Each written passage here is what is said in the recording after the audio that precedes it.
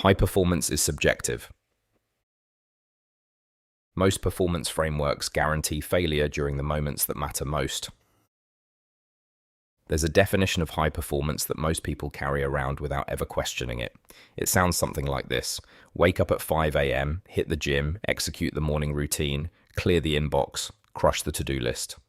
Performance is a set of objective standards applied uniformly across every day, regardless of context. The trouble with this version is that it works brilliantly right up until it doesn't, and the moments where it stops working, illness, exhaustion, life falling apart in small or large ways, are precisely the moments where a useful definition of performance would matter most. I've been very much enjoying a different definition for a while now. High performance, defined subjectively, doing the best you can with what you have at any given time. That's it. No absolute standard. No comparison to yesterday or to someone else's output.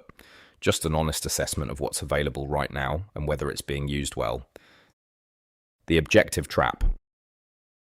The standard model of performance is seductive because it's measurable. 5 gym sessions a week, 8 hours of deep work, a streak of 30 consecutive days. Numbers give the illusion of control, and control feels like progress. But measurement creates a binary. You either hit the target or you didn't. And the moment you miss, the entire framework turns against you. A missed gym session becomes evidence of failure. A low-energy day becomes a broken streak. The system that was supposed to drive performance now generates guilt, and guilt is one of the least productive emotions available. The deeper problem is what happens during inevitable low periods. Everyone gets ill. Everyone has periods where sleep is broken, energy is depleted, circumstances shift. An objective framework has nothing useful to say about these periods except you're falling behind, which is completely unhelpful. Subjective performance as a practice. The subjective reframe changes the question entirely. Instead of, did I hit my target? The question becomes, given what I actually have available today, am I using it? On a good day, that might mean a full training session and 4 hours of focused work. On a day where man flu has stripped capacity down to 30%, it might mean a 15-minute walk and one meaningful task. Both can qualify as high performance because the benchmark adjusts to reality rather than ignoring it. The standards remain high, they just become responsive to actual conditions. A pilot doesn't fly the same approach in clear skies and heavy fog. The skill is in adjusting to what's real, not in pretending conditions don't exist. People who operate from an objective framework tend to have 2 modes, performing and failing. There's no middle ground, and it's brutal on the self.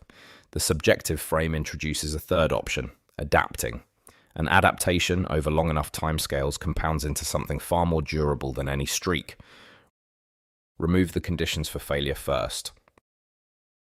This is where it gets practical and where most advice gets the sequence backwards.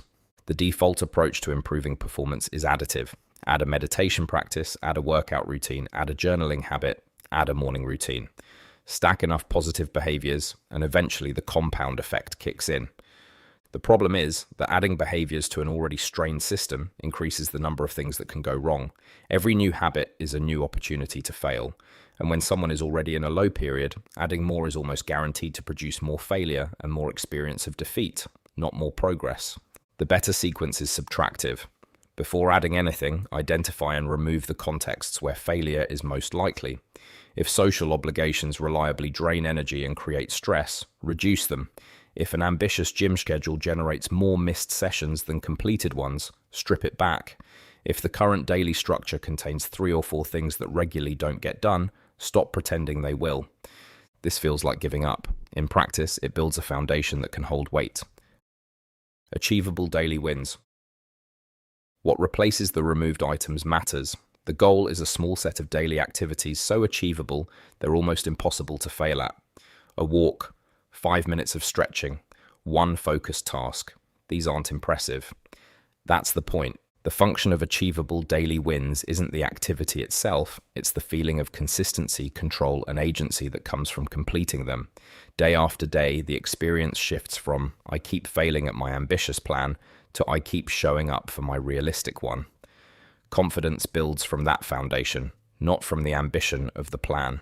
Consistency over intensity. I keep returning to this because the evidence for it is everywhere. The people who sustained performance over years aren't the ones who had the most intense periods. They're the ones who found a baseline they could maintain through the low points and built upward from there.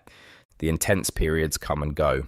The baseline remains, and the baseline is what determines the long-term trajectory. The long view. None of this produces dramatic short-term results. That's partially why it's undervalued. The culture around performance favors visible intensity, the before and after transformation, the 30-day challenge, the dramatic overhaul. Quiet consistency doesn't photograph well, but over 3 months, 6 months, a year, the person who maintained a sustainable baseline through every dip and disruption is further along than the person who sprinted and crashed repeatedly.